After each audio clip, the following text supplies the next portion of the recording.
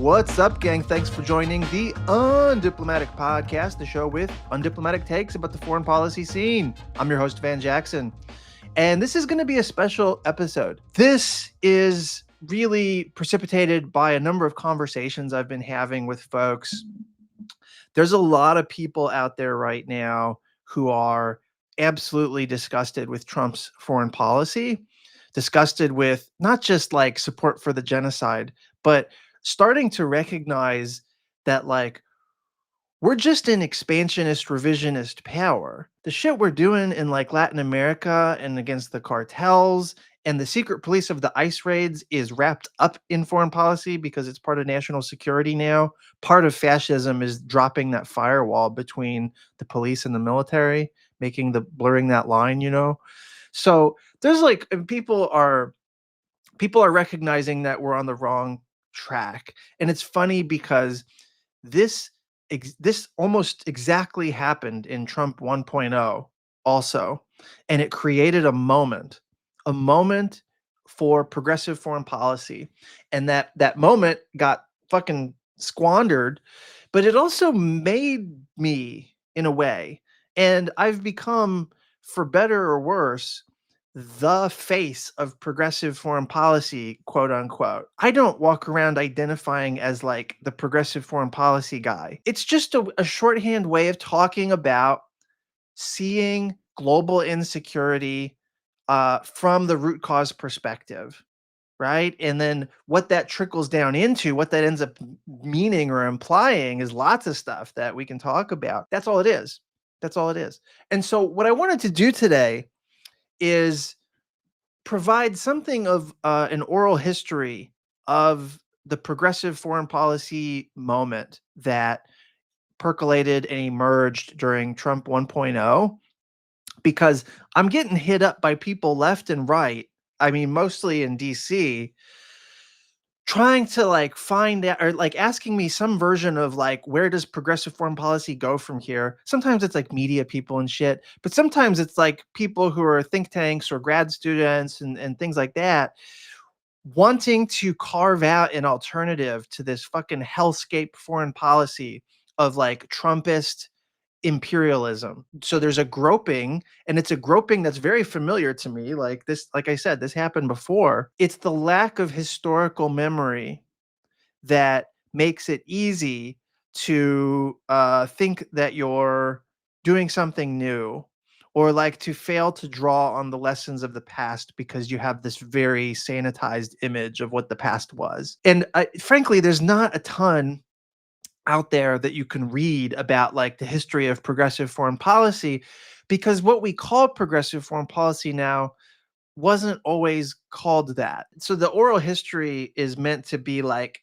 I hope, one-stop shopping education about where an alternative anti-militarist foreign policy would find its grounding, and who you are in dialogue with, who you are carrying forward in this tradition when you lay claim to an anti-militarist foreign policy, right? An anti-imperialist foreign policy. And so part of this is real history, well-researched history with a couple books that I will draw on and recommend, right? For people who are only listening, I'm holding up the book Democracy's Think Tank by Brian Mueller. It's about this institution called the Institute for Policy Studies, which I'm going to talk about here in a second, but also my book, which cites Brian's book actually, but Grand Strategies of the Left, right? The Foreign Policy of Progressive World Making. And I think you need to read these books as a pair if you really want to take seriously the history of this thing that we call progressive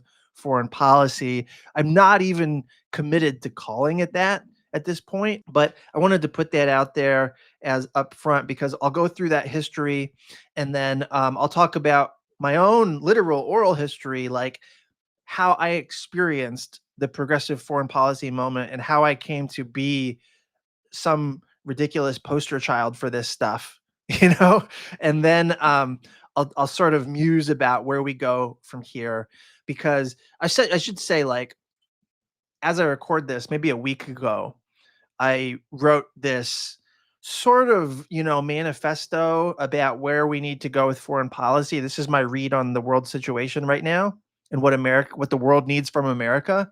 And so the piece was called Peace and Economic Democracy Are Preeminent National Interests. So there's a lot just in the title alone. But I wrote it for my undiplomatic newsletter, un-diplomatic.com. And it was cross-posted at Blue Blaze, which is a newsletter by 4IR scholars who are fairly prominent. They were doing a kind of roundtable on progressive foreign policy. The contributions they were getting were quite eclectic, and frankly, I was not a fan of the other submissions.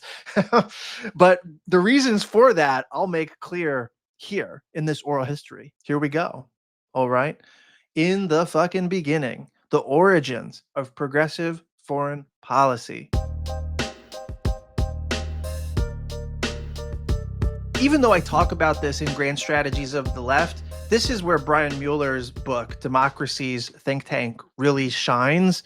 He has done so much great work here documenting like where the Institute for Policy Studies came from. They're the OG think tank, not just the OG progressive think tank, but like the OG Washington foreign policy think tank, right? In the modern era, in the Cold War, they're like one of the first to do it and one of the best to do it.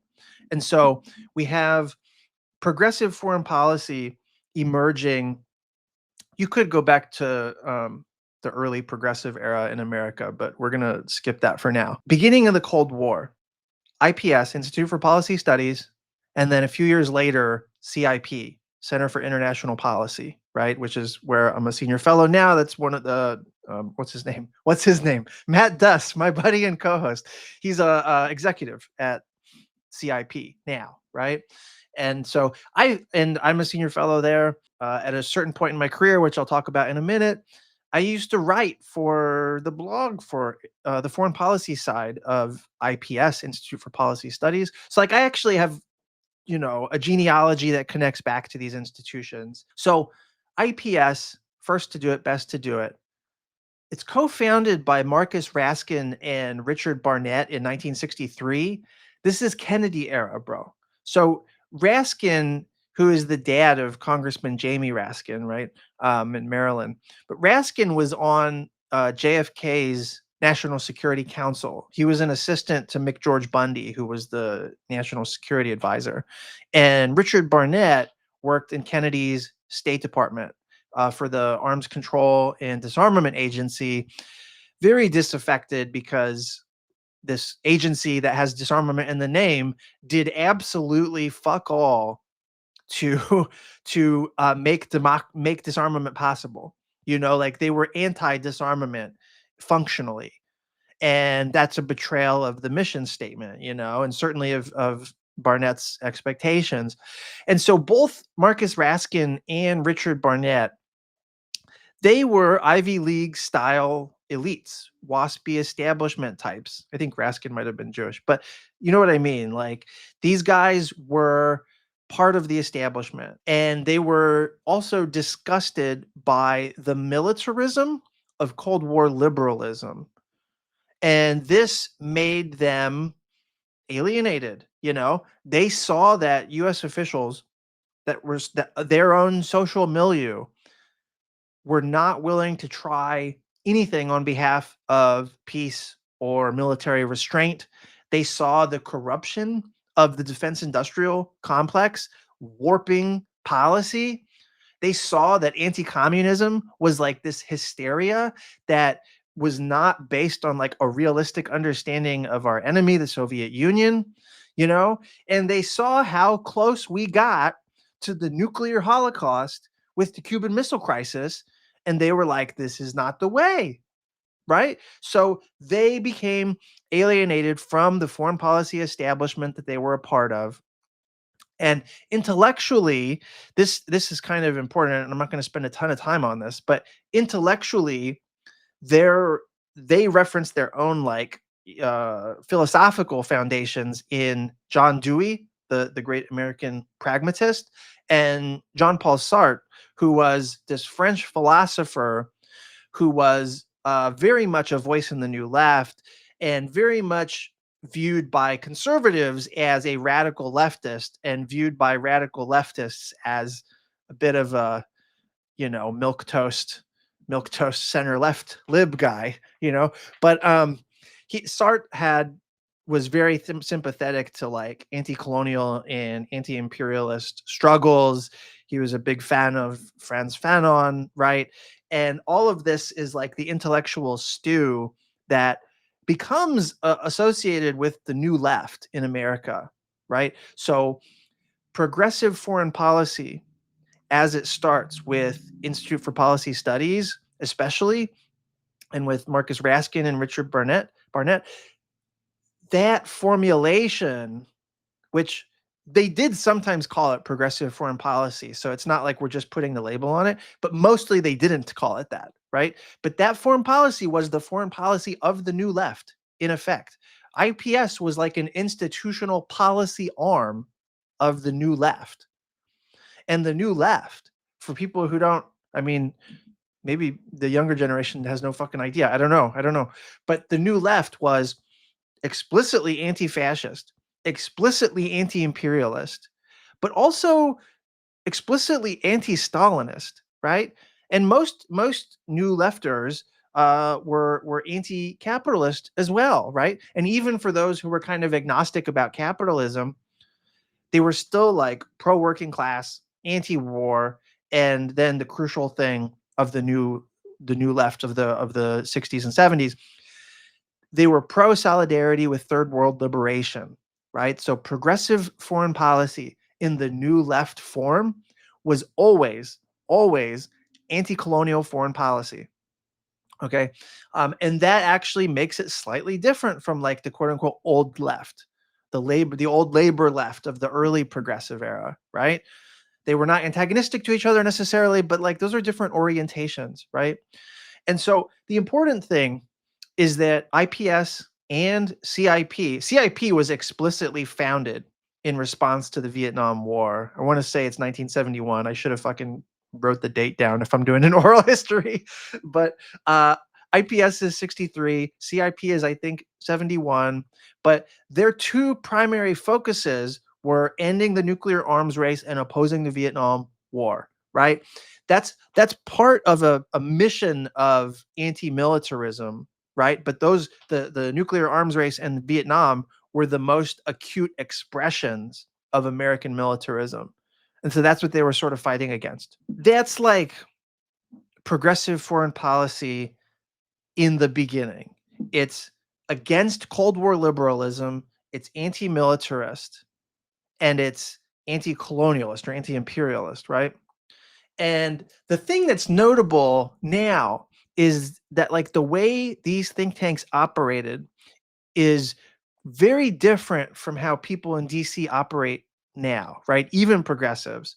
So progressive foreign policy advocates in DC in the Cold War, they did the normal thing that you think of a think tank. They formulate policy packages. They make proposed recommendations and bullet points, and they send the shit to like staff members in Congress and that kind of thing. They give pull quotes to the New York Times and write op-eds and like elite shit. They do the elite shit, elite policy shit, right? Because that's part of what you do if you're trying to influence policy makers, policy insiders, right? You've got to sort of reach them where they are, which is in the New York Times and in the bowels of Foggy Bottom and that kind of thing, right? But these progressive foreign policy advocates, they were also running teach-ins. They were in the streets. They were with the Vietnam protesters. They were helping organize a lot of that shit. They were involved in the NIEO, the New International Economic Order, which was an intellectual project of the Third World. They were onboarding that or mainstreaming that within American foreign policy circles. Didn't get very far, highly contested, right? But they were like really doing that. IPS specifically was responsible for Daniel Ellsberg's release of the Pentagon Papers. Like Marcus Raskin played a role in brokering getting the papers to the fucking news outlets that would end up releasing the Pentagon Papers. IPS also provided refuge to, I believe it was the Secretary of Defense from Chile when he was ousted. He was working for the socialist government, right? And was ousted by Pinochet's coup. He found refuge at the Institute for Policy Studies, right? And then both IPS and CIP, they were active parts of the nuclear freeze movement in the 1980s.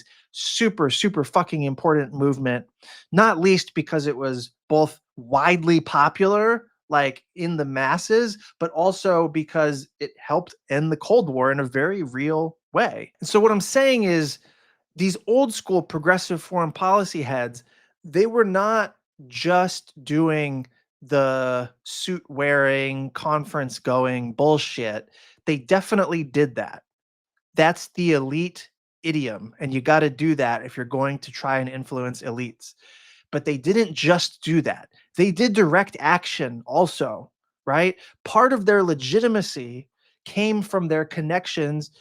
I mean, what I would call the streets, right? To the grassroots activists and NGOs and the people showing out in the streets, right? They took real risks and they were willing to do real things, not just talking. And that willingness is totally missing from anything that I would call progressive foreign policy in DC now, or like since this became a thing in like Trump 1.0, right? So that history is really important because it's what we are tapping into and rekindling since Trump 1.0, but we're often doing it unwittingly, and like we don't need to reinvent the wheel. And a lot of debates about like, well, what should a progressive foreign policy be about? What principles should we be adhering to? What priorities should we be setting? I mean, one way of answering that fairly authoritatively is by like looking back at what it was before in an earlier moment. And it can change from what it was, but we need to have reasons for the change. Are we going to be not against Cold War liberalism? Right? Biden era was Cold War liberalism. Are we going to be for that, whereas we used to be against that? Right? That's the question that needs to be confronted. And if you know the history and you know that's the sort of OG origins of this shit, then you better have a pretty good reason for embracing Cold War liberalism rather than repudiating it still. Repudiating it is in our fucking DNA. Why should we abandon that? Right? I would argue that we shouldn't. But I mean, these are the things, this is why the history matters for us now, which is kind of like why I'm trying to do this.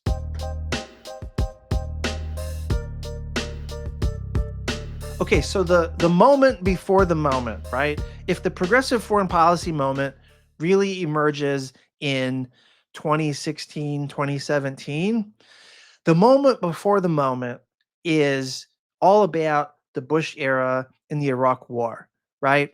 I know I'm fast forwarding here a little bit, but I can't. It's an oral history. It's not a fucking complete encyclopedic history. Give me a fucking break.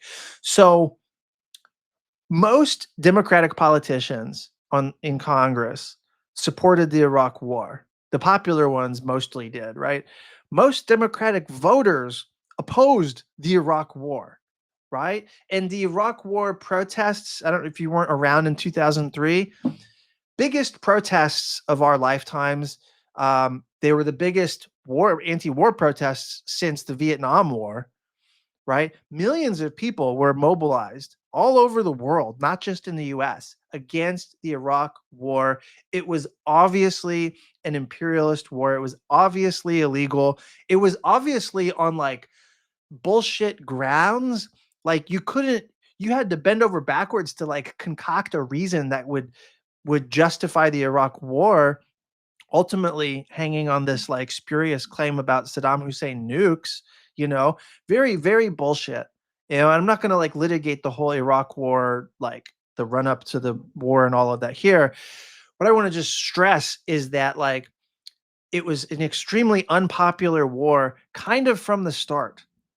And when the Bush administration just big fat went ahead and did it anyway, despite the unpopularity, the people who were in the streets didn't, I mean, they did go home, but they didn't just like resign themselves and say, oh, well, I guess the Iraq war is good. We said it was going to be bad. And now that we're doing it, we might as well be on board. That's not what happened at all. The people who were against the war stayed against the war, and the war got more and more unpopular. Bush himself got more and more unpopular. Neoconservative foreign policy of the Bush years got more and more unpopular, right? And that popularity was the unpopularity of all that shit was reflected in the fucking size of these protests, right? And the protest movement itself, no, it did not stop the war. That's not realistic. Protests don't stop wars. But it helped mainstream the policy of Iraq withdrawal. It mainstreamed the idea within the Democratic Party that the party should be against the Iraq war. And so the Democratic Party eventually flips from being for the war to being against the war. And that's entirely because of public sentiment. If it wasn't for the grassroots and the masses giving voice to that dissatisfaction with the war, then the Democratic Party and the cynical fucks who run it would not have been able to manipulate that situation and take advantage of that opportunity. And so the crucial thing to understand is that for normal people in my generation, the Iraq war is like the original sin of the 21st century. It's the mistake that we cannot allow to happen again. It colors everything that we think about when we think about foreign policy.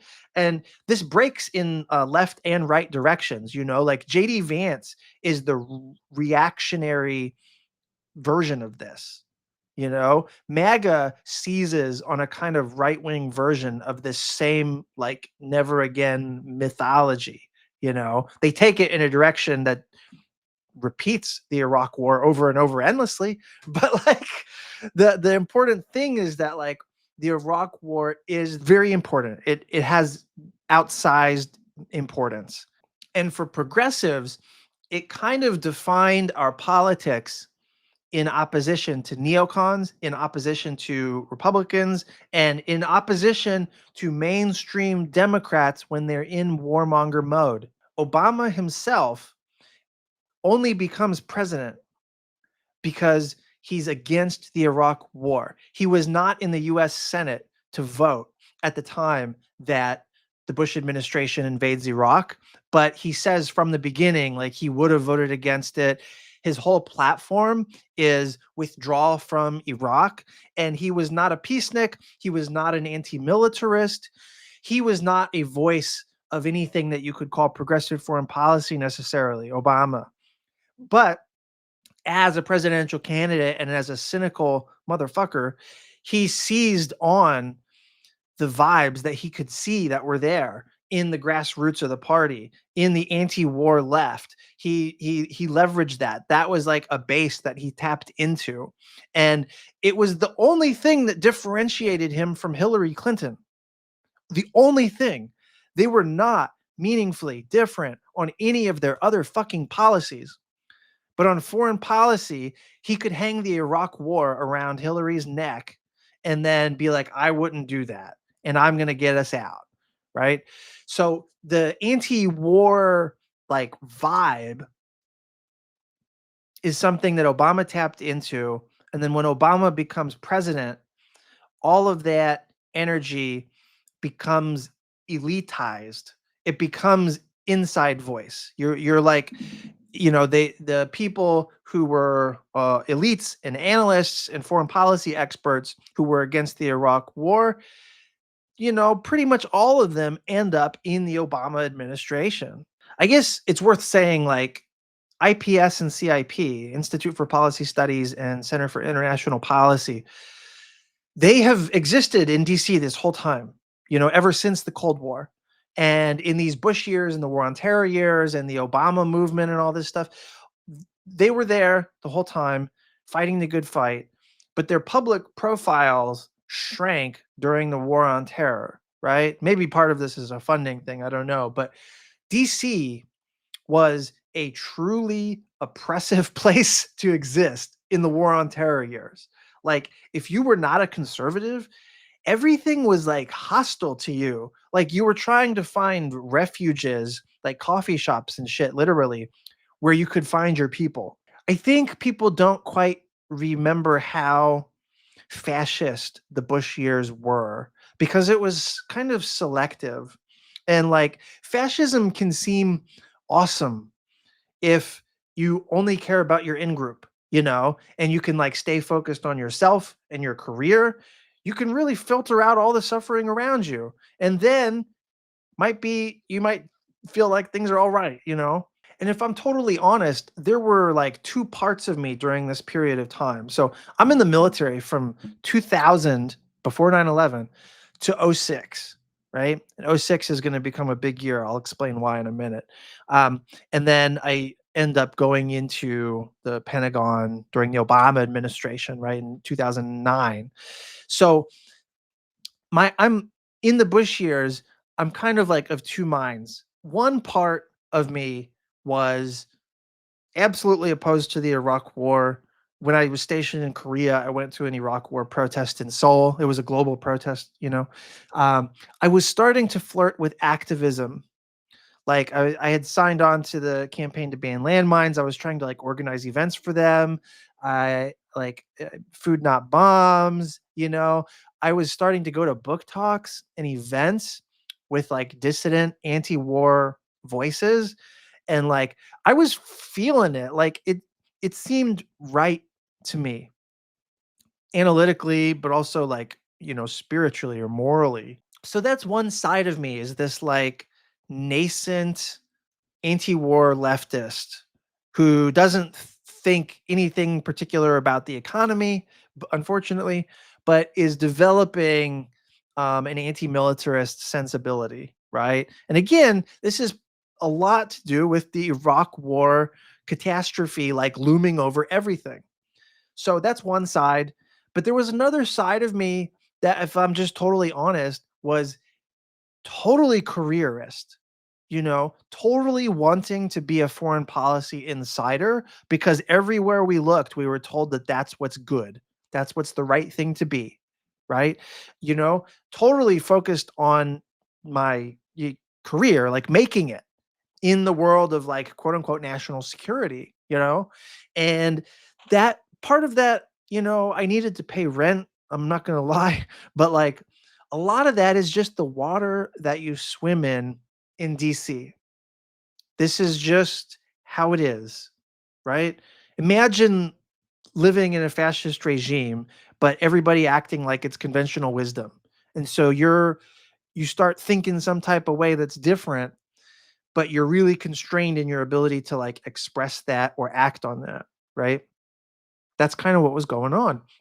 And I mention this not to make the story about me, because I was not a voice in the progressive foreign policy space at this point, not at all. But the environment that you exist in, twists what can incubate as progressive politics. And the fascist environment of the Bush years really twisted things. And so responding to the anti-war energy of the Bush years and the growing unpopularity of like all things Bush, the most active space for progressive foreign policy that bubbled up in this era was this thing called National Security Network, which was founded in 2006. And I applied to work there. I didn't even get a fucking interview, and I don't blame them. But it is what it is. They had this blog called Democracy Arsenal. I think I was applying to be an editor for it or something. I don't remember exactly, but I tried to write for them. And some good people came out of NSN, the National Security Network, and they had some good efforts, right? Like they were trying one of the things that one of their programs, I think, like they were trying to connect foreign policy to local communities. And you could argue that something like that is in the spirit of participatory democracy. And that if you ground foreign policy in communities, if you succeed at that, presumably you should be bridling the war machine, because who wants to send their fucking kids off to die or divert the resources for their communities into war. But anyways, the National Security Network was like a terrible flame holder, flame keeper for progressive foreign policy, but it was just like the most influential expression of it at that time, tragically. Why tragically? Because the National Security Network was still primacist. They did not advocate military restraint. They did not want a fight with the military industrial complex. They were aligned with the sort of mainstream Democratic Party.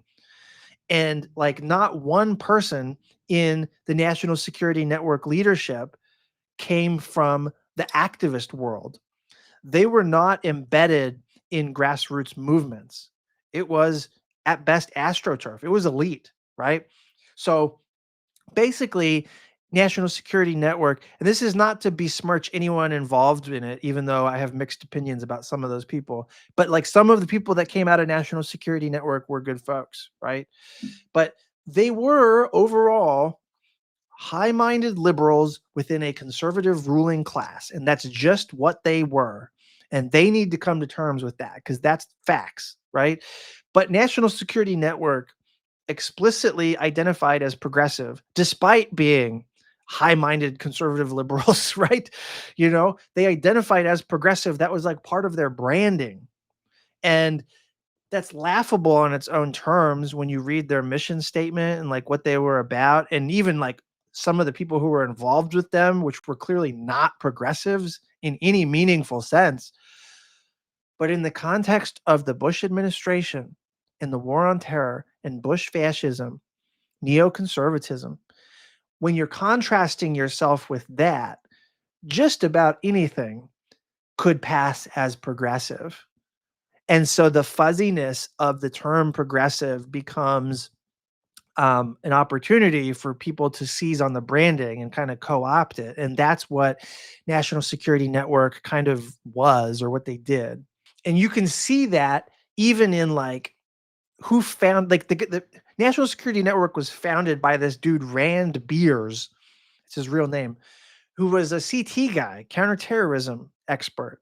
He spent his career in government. So he's like a national security wonk doing specifically counterterrorism. And then he ends up going to work in the Obama administration in the fucking Department of Homeland Security, which is a fascist fucking institution. You know what I mean? And so like he worked in a bunch, and because he was a civil servant, not a political appointee most of the time, he served in a bunch of Republican administrations. And that's not to say like, oh, that's bad or you can't serve in a Republican administration. But it does mean you have no credentials as somebody who would call themselves progressive, right? You are a conservative Democrat who venerates this thing called national security. In what world do you pass for a progressive, bro? You don't. You're a fucking primacist. You're probably a warmonger on so many issues, right? And in fact, he was. And in fact, he was, right? So that's the founder of National Security Network.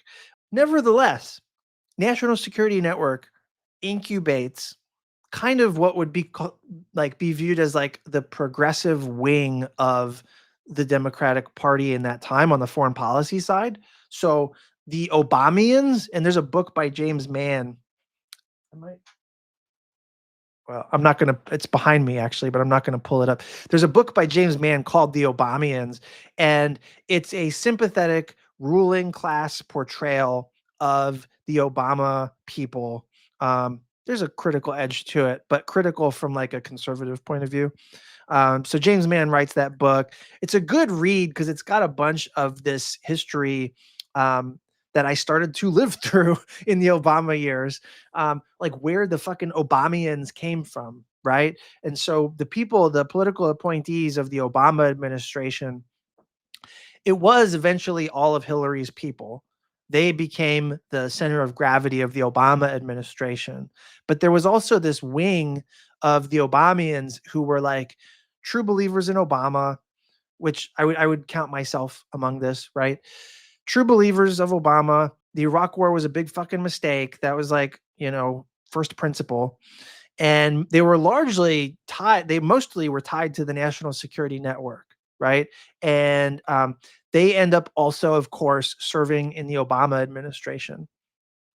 And they were the closest thing to keepers of the flame for the anti-war protest movement that arose in the Bush years, right? But that's not saying much because like they were elites and very alienated from that space. I mean, almost antagonistic to the grassroots. So National Security Network ends up they're hollowed out a bit because they weren't really needed if a Democratic administration was in power, right? A bunch of their staff went into the Obama administration as political appointees. They didn't, the National Security Network intellectually, they didn't represent anything unique. They were not the voice of the grassroots. They didn't stand for anything different than what Obama stood for. And so by 2016, which Obama's last year in office, National Security Network shuts down kind of officially. And what's crazy about that timing is that's literally the moment, coincidentally, that everything changes and progressive foreign policy starts becoming a thing again. And in a funny way, if National Security Network had been super influential in the Obama years, and if they had become like, the heritage foundation of the left, let's say, like a big swinging dick influencer think tank or something, if that had been the case circa 2016, they probably would have co-opted the whole progressive foreign policy moment and like strangled it in the fucking cradle. In which case, people like me might not have been born. You know what I mean? So it's interesting to think about that counterfactual. But anyways, 2016 is when like everything changes.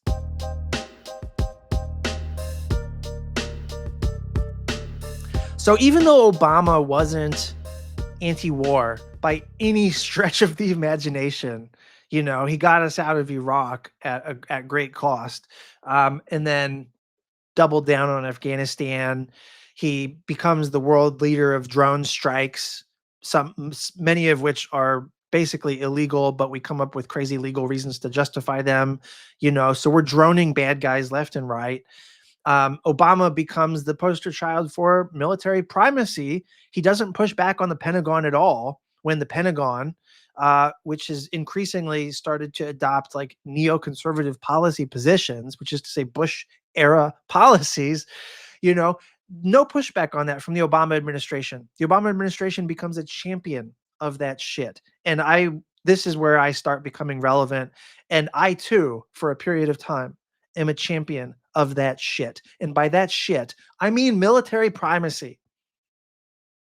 The pathway to the $1 trillion war machine is really starting here. It's inevitable when Obama becomes the face of the $1 trillion war machine project, So drone strikes, military primacy, bogged down in the Middle East, counterterrorism, global war on terror just continues unabated, doesn't fucking close Guantanamo Bay despite having promised to, and so I say all that because like the Obama administration attracted a lot of people like me whose North Star was Iraq is bad. Iraq war is bad as a starting point. And then from there, you start realizing like, oh, militarism is bad. Oh, we relate to the war, to the world in like a very terrible, violent way. That's fucking wrong. Oh, our foreign policy causes a lot of death in the world and a lot of insecurity in the world. And then we mobilize our military to respond to that insecurity that we helped create in the world. And you start putting the pieces together of like, holy shit, this project is fucked. And Obama is complicit in the problem, not the solution. And yet, a bunch of us, a minority for sure, but a bunch of us, I think Ben Rhodes was part of this, even though technically I only met him once, I think.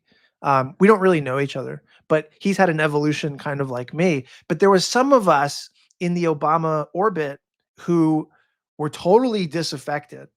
I mean, like, we saw the Obama track record and where things were headed, and we're like, this is not the way, this is not right.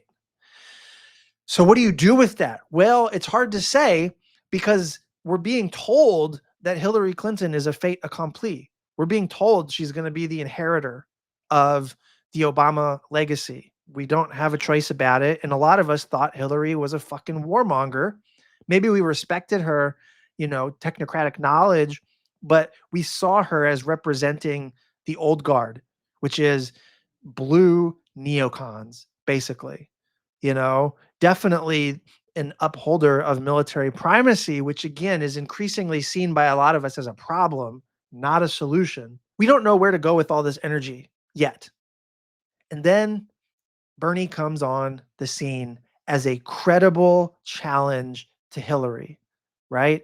And the weakest part of his platform is foreign policy, but it's because he didn't have a foreign policy team to speak of in 2016, right?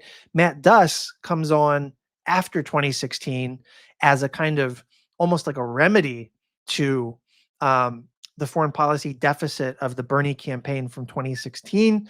Dan Nexon, a Georgetown professor, he was one of the people who got tapped in 2016 to be part of the volunteer network to supply advice to Bernie as this vessel for not Hillary Clinton, right? As this recognition that, like, Hillary ain't the one for any number of reasons.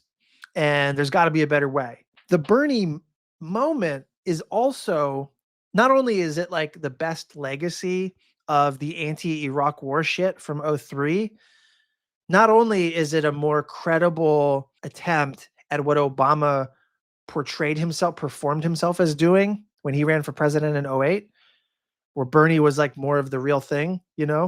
Uh, all of that is true, but also like Bernie wouldn't have existed and been this credible alternative to Hillary in 2016 if not for the global financial crisis, the Great Recession, which gives rise to the Occupy movement in 2011. And I mean, I did not get wrapped up in Occupy at all because this is when I was on my grind doing elite Obama foreign policy shit. This is when I was doing my apologia for military primacy, to be honest. But like the rest of my generational cohort of millennials, they were being activated and mobilized against capitalism itself because of Occupy. Socialism and class consciousness becomes a thing again. It becomes popular again among millennials, right? Renewed interest in different ways of thinking and different ways of relating to each other. Like, I mean, as a society, as an economy, but also to the world, right? And so all of that's brewing, and Bernie is the avatar for all of that, you know? And then we get fucking Trump, and Trump wins, right? Because Hillary can't beat Trump. Bernie in 2016, I think probably could, but I'm not going to litigate that. That's totally beside the point, right? But we get Trump, and as somebody, this is where my story starts to really kick in, because as somebody who was a foreign policy elite at that moment, and I was like kind of at the height of my powers in 2015, 2016, like I was becoming a big swinging dick on the issues that I worked. Like I was feted, FETED, by like all the different conferences and media outlets, and I was doing my thing. I was figuring out how to do fundraising and all that shit, and it was working for me. I was in. It was done. I had made it, so to speak. Unfortunately, it was for an ideological project that I was like very rapidly falling out of love with. So Trump emerges, and I can say this as a foreign policy elite, it was totally jarring when he won. We did not expect it. We did not understand how dissatisfied the American public was with our ruling class bullshit. We were high on end of history, unipolar moment, fucking nonsense. We were absolutely high on it. And it had distorted our understanding of our contemporary reality at the time. It also distorted our understanding of history. And so the primacy project, which sometimes we would refer to it that way, but oftentimes not, that project was antagonistic to the interests of the working class in America, the interests of peace itself. And we just didn't see it that way because we didn't allow ourselves to think any other type of way. So the jarringness of Trump's win, it created like an inherent allergy, which was kind of like an opportunity for consciousness raising, like developing a political consciousness. And I think this is what happened to me in a way. When something as dramatic and traumatic as this guy that you thought of as a fascist, when he fucking wins the election and then comes to power, you're of course going to be opposed to like everything he does, right? You're going to be allergic, counter programming yourself against him. And for a time that was happening, right? The hashtag never Trump resistance shit, which was largely rhetorical and performative and took the form of open letters, which, achieved nothing. But like all of that stuff was all in evidence as like, okay, we're counter programming ourselves to Trump, and Trump is a fascist and a fucking bad guy. And this MAGA movement is clearly anti-liberal, and liberalism is the great and the good. And like, that's how we were all sort of thinking at that time, right? When I say we, I mean the entire cadre of foreign policy who worked in DC, some of whom, like me, were aligned with the Democratic Party, but just everybody in general. There was a really burning need for the first time to articulate a sharp differentiation between what we thought foreign policy ought to be and what foreign policy was under this fascist Trump guy, right? That's how we were all sort of making sense of it. And so in 2017, we're in this moment where everybody who is in the sort of foreign policy elite circle, but on the bench, like not serving in government, the think tankers and everybody, my friends, we were all like writing like crazy and groping. Yes, we were doing critiques of Trump as he made foreign policy decisions, right? I did a lot of that on like North Korea stuff, but like we were trying to develop a different intellectual construct. What can we say Democratic Party foreign policy ought to be, or what can we say national security ought to be that's different from what is? And the contradiction there is that Trump foreign policy was a continuation of a lot of like Obama foreign policy. Trump was not a sharp break from what we were doing in the Obama administration. There were differences. I've documented these differences. I wrote a fucking book about it at one point, actually. But the continuities were tremendous. You know what I mean? So there were some changes, but the continuities were a big deal. So what ends up emerging is this like blob progressives versus socialist progressives. It became extremely popular in 2017, 2018 to identify yourself as progressive, as a like fuck Donald Trump, FDT, vibe, and the Me Too movement's popping. So liberal feminists who happen to work in national security, they lean into the progressive label as well, right? And we like a bunch of us who were young and idealistic, and who were attracted to Obama in the first place because of the performative anti-war style, which was a false bill of goods or whatever. But like a lot of us had sincere beliefs, but we also had ninja skills in like national security policy one way or another because we served in the Obama administration. And so we are trying to figure out what we can say and advocate for that captures reality accurately enough, that gives the Democratic Party something that it can work with, right? That it can be compatible with the Democratic Party policy platform. It can be the foreign policy arm of that, but also that is a sharp, sharp contrast with everything Trump is doing. How do we do all of that? You know what I mean? And so progressive foreign policy became a label where the blob progressives, establishment progressives, were trying to triangulate all those things that I just mentioned, right? And then on the other side, you had socialist progressives, outsider progressives, who they were tapping into the vibes of the street, mass opinion, millennials in general, right? The Bernie campaign, the post-Occupy anti-capitalist energy, right? So these are like socialist progressives making claims and arguments about war and foreign policy, and they're doing it in some mainstream places like Washington Post, like New York Times. And in addition to that, this is the period where like the Lefty magazine starts becoming very popular. N plus one, the Baffler, Dissent gets renewed, New Left Review gets renewed energy. This is when Jacobin magazine emerges. I think it starts in 2016.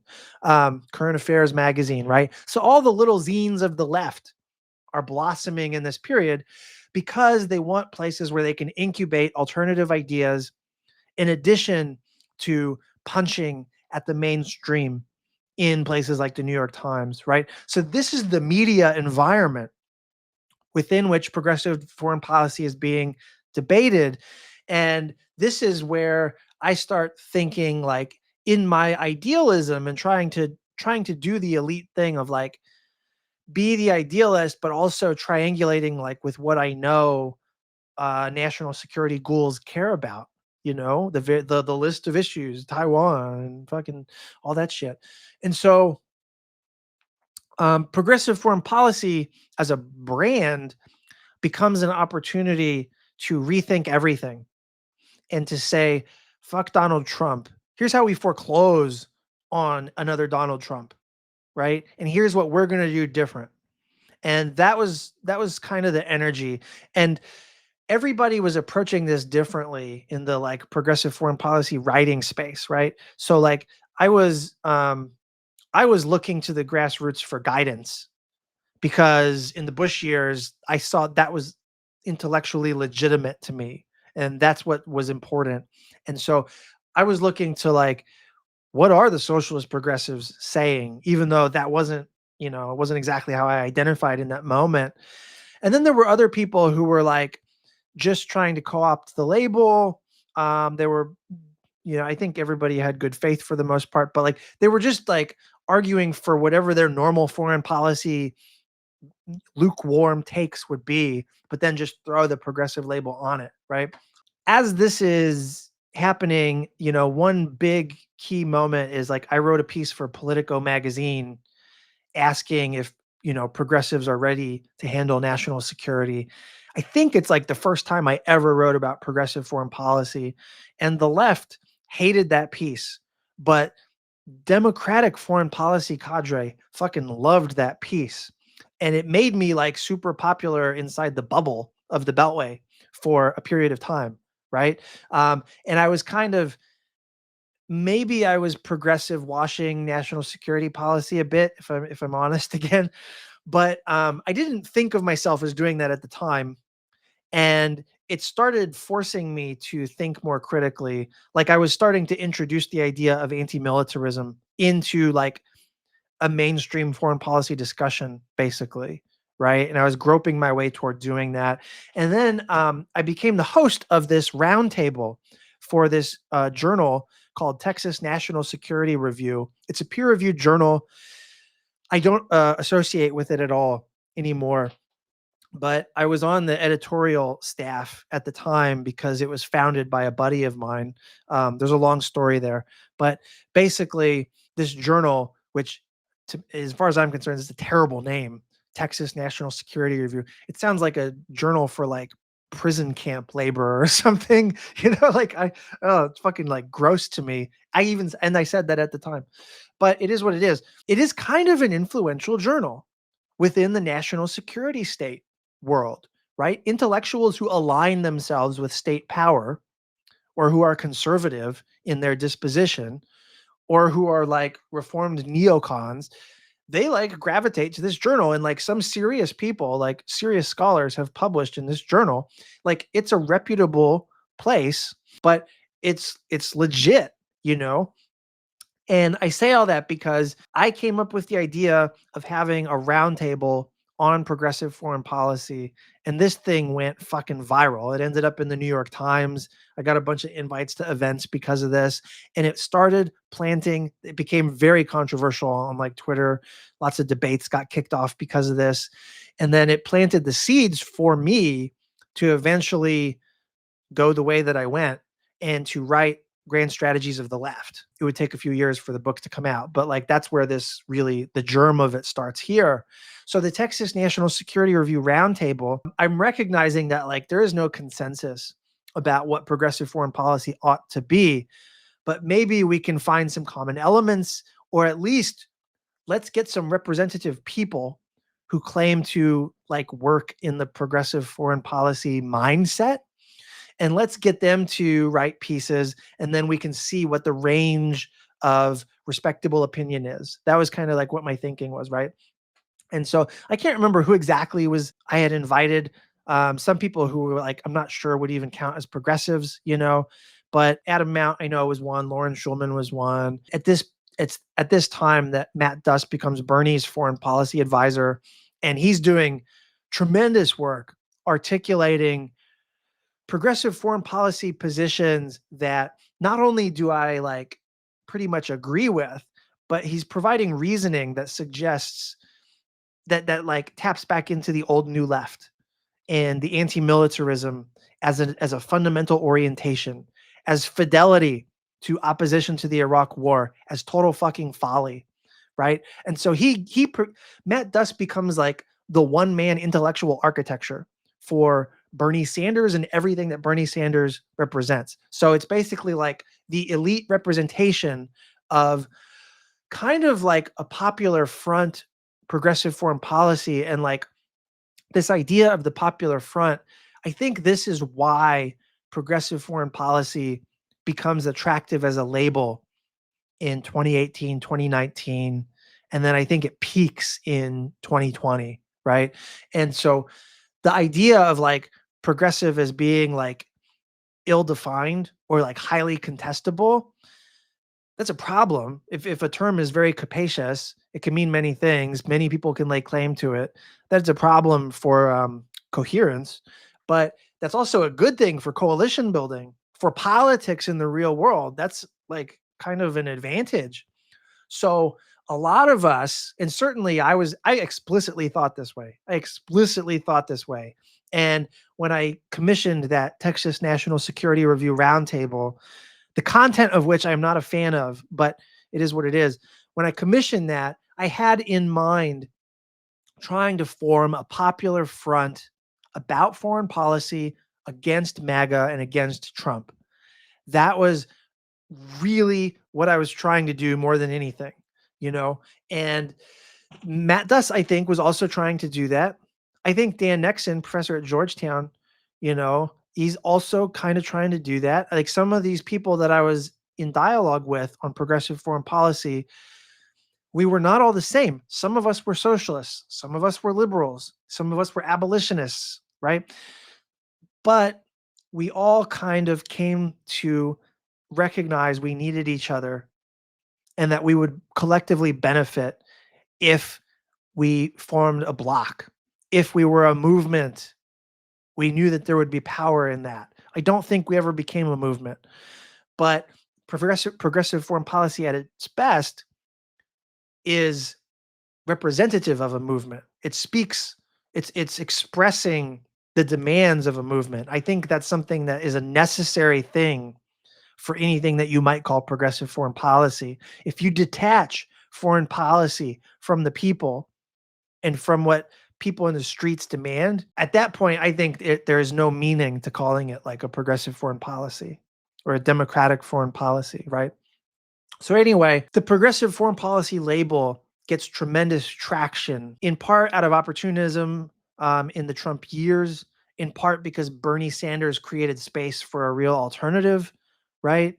And in part because everybody was kind of like distant or cool from the Hillary Clinton shit. We were becoming with time, we were becoming more self-critical about Obama era foreign policy even. And so progressive foreign policy was a space to come to terms with all of that while building a real political coalition in the real world.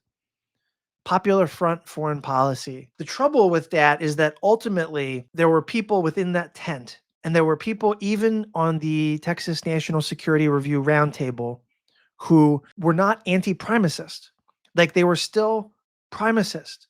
They were still unfamiliar with the concept of anti-militarism. I can't tell you how many people in my national security world quipped to me or queried me or hit me with a fucking DM or pulled me to the side at an event and is like, what the fuck is anti-militarism? Like it's a foreign concept. Imagine opposition to militarism taking over statecraft. Imagine that being a foreign concept, an unfamiliar concept, because it truly was. It truly is to the national security state, which is just a sign of like how broken things are, you know? So as long as you had people inside the tent doing progressive foreign policy who were primacist and who were not anti-militarist, which is to say they were militarist, there is no movement. This is fucked. There can't even be a coherent project here. And so eventually I write Grand Strategies of the Left and I explain all this. I explain why. I bring in the historical genealogy. I define first principles and like I work through all the messy mathematics of this shit. But ultimately, you can't have a progressive foreign policy worthy of the name if it's militarist, if it relates to the world in fundamentally violent ways. So the progressive foreign policy thing, I was glad to see that like the Trump administration, some of their political appointees in Trump 1.0, they started responding publicly to us as a movement or whatever. Like they would mock progressive foreign policy and they were like really hostile toward it. And that's exactly what you want if you're opposition, because that's what people in power do when they feel threatened. And they didn't have good answers. They weren't clapping back at us with like sound analysis justifying military primacy. Their intellectual foundations were weak, predictably, but they were so like incensed by the idea that we would be trying to articulate a popular alternative to fucking militarism that they would clap back at us, often in ad hominem ways. That was a sign that we were getting traction. And then mainstream media starts writing about progressive foreign policy as a thing, as a movement, as a moment, and that kind of crests in 2020. But there's like, not only did we get this stuff into the pages of stuff like the New York Times, but people who were like very, very senior level people, right? Like Kath Hicks, she was a executive at CSIS, which is like the biggest think tank in DC. She ended up becoming the Undersecretary of Defense for Policy in the Biden years, right? She had Bridge Colby's current position. Very influential kind of technocrat position, but very like powerful. She is obviously not of this progressive mindset at all. She is like its enemy in a way. But there was a period of time, there's public records about this. You can probably Google it still, where some of us who were doing progressive foreign policy stuff were in active dialogue with her, debating her, challenging her, and people like her. The conversation was happening. This like progressive foreign policy had kind of gotten mainstreamed, but not dominant ever, right? It was certainly not hegemonic. It was like power never adopted progressive foreign policy, but the conversation had fundamentally shifted. So that's what was going on. And then one other element here, the Jake Sullivan shit. Okay. So I had been in meetings with Jake or events with Jake once or twice, like literally once or twice, but like I wasn't directly friends with him, but we had lots of friends in common. Right. And he was taking a separate, much more establishment-y track than the stuff that I was involved in, right? Like I did not participate. Part of it was I lived in New Zealand at this time, so I was traveling back and forth a lot, but I was not involved in every progressive foreign policy conversation. There were some events and panels that I didn't sit in on. I had to watch later, or I never got invited to in the first place. But I was doing a lot of that stuff, and that Texas National Security Review Roundtable, that plus the Politico piece was like, I don't know, 80% of like the attention's share of progressive foreign policy at this time. Maybe I'm overstating that, but they were like very important things, for those of us who are doing this stuff. The Jake Sullivan side, right? He's aligned with the like Kurt Campbell wing of the Democratic Party, the like Amy Klobuchar wing of the Democratic Party, eventually the Joe Biden wing, Hillary Clinton wing of the Democratic Party. Like he was a Hillary Clinton ghoul, foot soldier, but we were friendly for like a short period of time. I was not involved in the way that he was tackling this project, but he was doing the same thing from his side, which is to say he was not emphasizing the progressive branding, which in hindsight was a good thing. His branding was quote unquote foreign policy for the middle class. And he was doing this at the Carnegie Endowment, which is actually among mainstream think tanks is like a good think tank. His foreign policy for the middle class stuff, it was good intentions, I think. But what it really was about was A, just like we were doing, sharply differentiating us from Trump. B, giving the Democratic Party a foreign policy that would be compatible with whatever its platform would be, like a foreign policy that would be beneficial to the Democratic Party itself. And then C, this is the devil's trick, but the Jake Sullivan thing that was also being triangulated with this was we need to be friendly with, compatible with the national security state. The national security state is an interest group in democratic foreign policy, not democratic foreign policy, Democratic Party foreign policy. That was a real way of thinking. It wasn't like a bulleted manifesto saying we need to make the national security state happy. It's that 90% of the people who were involved in this foreign policy shit were from the national security state. So it was inherent that we were not going to be hostile to our old jobs, which we assumed would be our future jobs as political appointees, right? So foreign policy for the middle class was a well-intentioned, very clever answer to this triangulation problem. And it's centered on the China shock, or what came to be called the China shock, which is, I think, a bad concept. I've critiqued it before, but it's basically the idea that like rural America, the Rust Belt, it gets rusted out through deindustrialization. It becomes simplified as like, these are districts that overwhelmingly voted for Trump in 2016. So deindustrialization kind of was a facilitating condition indirectly for MAGA far right politics to come to power. But that's not the part that they emphasized. The part that they emphasized, they being the Jake Sullivan types, was the China shock, which is that China was the main beneficiary of this process of deindustrialization. The triangulation here is that foreign policy for the middle class, yes, the middle class, whatever that means, needs to be a priority in our foreign policy. And of course, that never really happened. But what that translated into for Jake was an anti-China foreign policy. So the framework of great power competition, it became a way to like attack Trump foreign policy from the right, not from the left, and to like out hawk him, like for Democrats to try and like own the Republicans from a national security perspective by being bigger warmongers, right?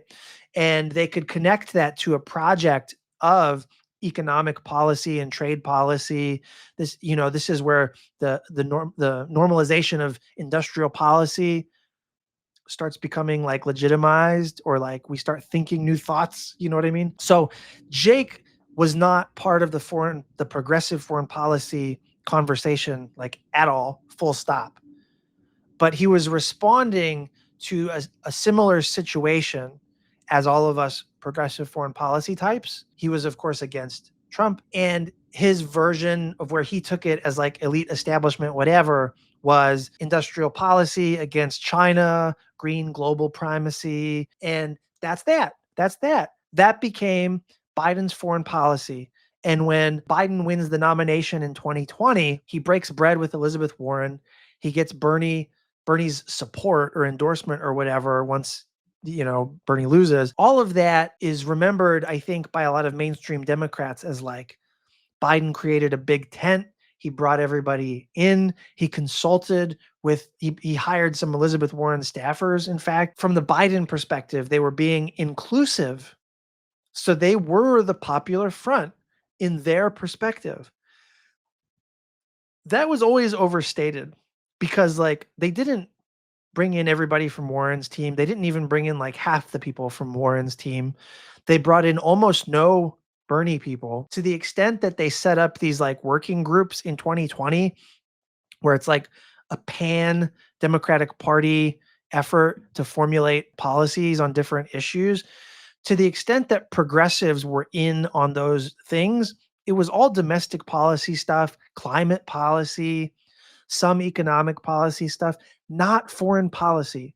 The national security stuff stayed in this Biden bubble. It never touched the progressive foreign policy discourse. It tapped in totally to the Jake Sullivan side of all this, which is why it ended up looking like this anti-China military primacy foreign policy for the middle class branded bullshit, which is to say it was just an exact rehashing of Obama era foreign policy, but in a context where China would be the big bad. Whereas in the Obama years, we needed China to stave off global economic depression. Now, there's an ignorance about political economy among these people. But like in Trump 1.0 and in 2020 and going into the Biden years, remove the economic piece and it's Obama era style primacy, but where China, we can treat them finally as the enemy. By doing that, we can make a claim to doing a foreign policy for the middle class. And that is supposed to be the, white collar center of gravity of the Democratic Party. Therefore, we're being good soldiers for the Democratic Party also. That is, I would call it like cynical bullshit, but I think from their point of view, there was also elements of idealism in it. The contradiction or the paradox of talking about like a foreign policy elite mindset is that like, on the one hand, you are idealist in the Aaron Sorkin West Wing type sense. On the other hand, in order to exist in the real world, you have to be cynical as fuck. And you have no history. You have no self-consciousness about your ideology. And so you don't even fucking realize how cynical you are. You know what I mean? And that was the Obama years in a nutshell, and we reap what we sow, because those were the conditions that fucking Trump was responding to, and people who voted for him were responding to. So that was like what was going on with progressive foreign policy when it was the hotness, when we were at its peak. Again, that's like by the time 2020, by the time 2021 comes around, progressive foreign policy's moment is kind of over, and the best hope for it is in getting progressive voices in the Biden administration. But I knew there were some progressives in the Biden administration.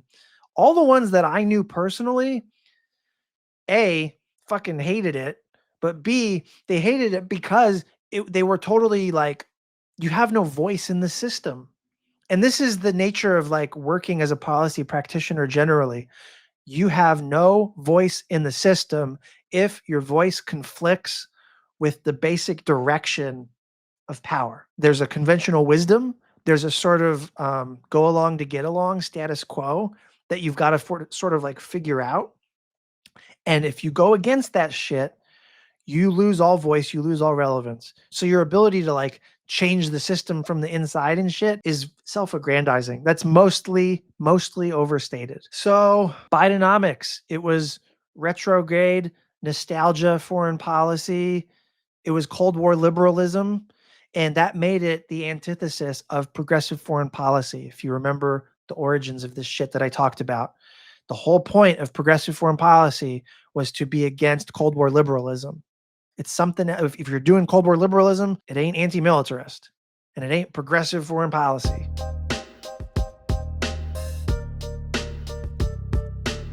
So where do we go from here? I still talk to a lot of people with an interest in progressive foreign policy as an alternative to the status quo. That happened during the Biden years. There's some shit that I could tell you that I'll save for another day, maybe.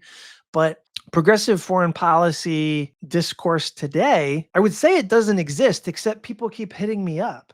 There are people who are trying to formulate alternatives, and they're probing around the idea that maybe progressive foreign policy is what we could call one of those alternatives, because there is a very like widespread conventional wisdom that we're fucked, that we're on the wrong track. And the question is why and what is to be done about it, right?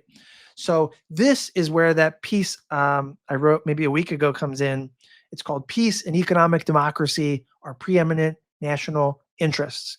And I basically make 3 points in the piece. One, hegemonic decline is happening now, and our chief task is to make sure hegemonic decline does not become an even more violent process than the fucking unipolar moment the past 40 years or so, right? US hegemony has been hyper violent. 25% of America's almost 400 wars took place only since the end of the Cold War. It's a fucking ridiculous statistic, right? So hegemonic decline is happening. That's point one. And we need to respond to it, not repudiate it. Point two, the US must decline gracefully and accommodate the reality of a global political order based around a multipolar distribution of power, right? Many kinds of political order are compatible with multipolarity, right? Good kinds and horrific kinds. But any strategic ideas based around securing US primacy or overmatch or favorable balance of power, all those are synonyms for primacy, right? That will lead to catastrophic war. We have to do everything in our power to prevent that, right? That's point two. Point three, as a function of points one and two, peace and social democracy have to be our North Stars.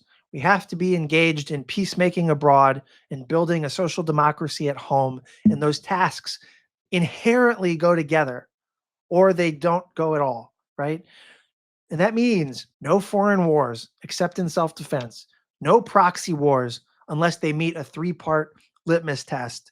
Get rid of the ICBM leg of the nuclear triad, a whole bunch of other shit. So read the piece if you want to know more. I talk about how to do all of this. And the reason I wrote this because it's been on my mind, but I wrote it too because that Blue Blaze newsletter, they were doing a roundtable on progressive foreign policy, and they reached out to me to, contribute to it. But like the piece stands as my reasoning for like, or how I analyze the situation now and my reasoning about what needs to be done and why. You could call it progressive foreign policy or not. Like I don't even care at this point, right?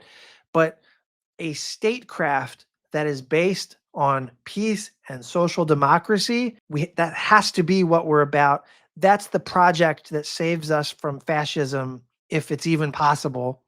The fact that we don't have champions of this necessary set of policies is a sign of how fucked things are. We need champions of these policies. But as a first step, we have to articulate these policies.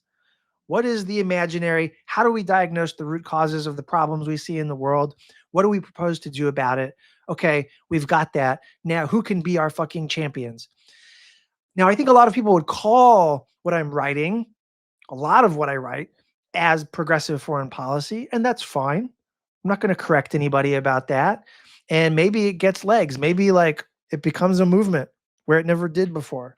Maybe the moment becomes a movement. But if my Grand Strategies of the Left book has value, enduring value, it has value as like reflecting that moment of Trump 1.0 and what was the imagination of like left foreign policy in that moment. But there's a different value proposition for Grand Strategies of the Left too. It articulates almost like attributes that would allow us to categorize something as progressive foreign policy. There's something useful in that. And so if it's an analytical category, it's not necessarily a political project or something like that, but I think that's still important. There was a black radical, like a revolutionary intellectual in the 1970s. He wrote a bunch of stuff from prison before getting killed. George Jackson, no relation. He writes this book called Soledad Brother, right? And in it, he says, quote, "We blacks are on the inside. We are the only ones besides the very small white minority left who can get at the monster's heart without subjecting the world to nuclear fire." And this, to me, like, whether you call it progressive foreign policy or not, that's what we should be about as leftists, progressives, socialists, popular frontists, anti-imperialists, abolitionists, feminists, whatever your particular persuasion is.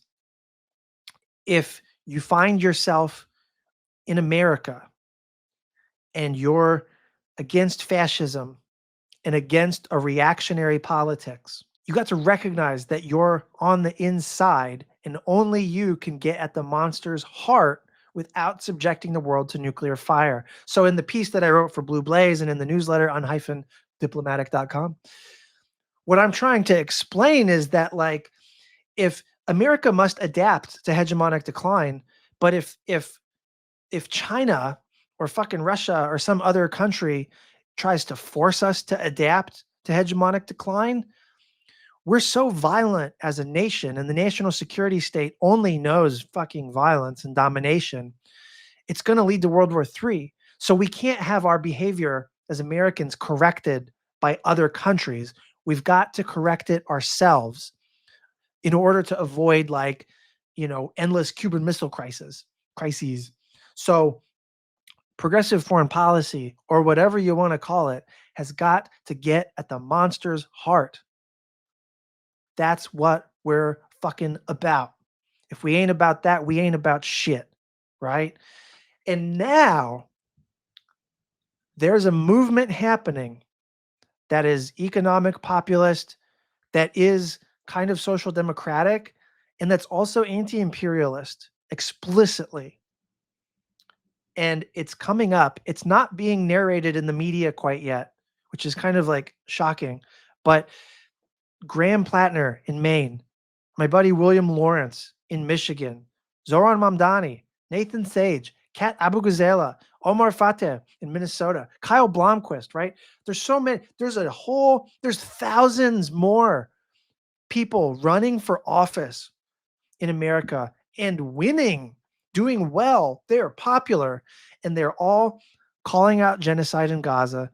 They are all explicitly against war and militarism, explicitly against arming Israel. They all talk about oligarchy as a threat. They all connect that threat to the problem of war making. I have not seen them use the phrase progressive foreign policy, but they are talking exactly about progressive foreign policy. They are talking about how we get at the monster's heart as Americans without subjecting the world to nuclear fire. That's happening now. They are our champions. They are the political agents of this thing we call progressive foreign policy. Maybe they go the wrong way. Maybe they become militarists at some point. That's not where they're at right now. What's happening, I think, is that progressive foreign policy should be an analytical category. And it can be a way of talking and thinking about the world that's different, that is compatible with this new populist mode of politics. I think if there is a future in this stuff, I think that's where it's going. That's where it's headed. So I've been going a while here.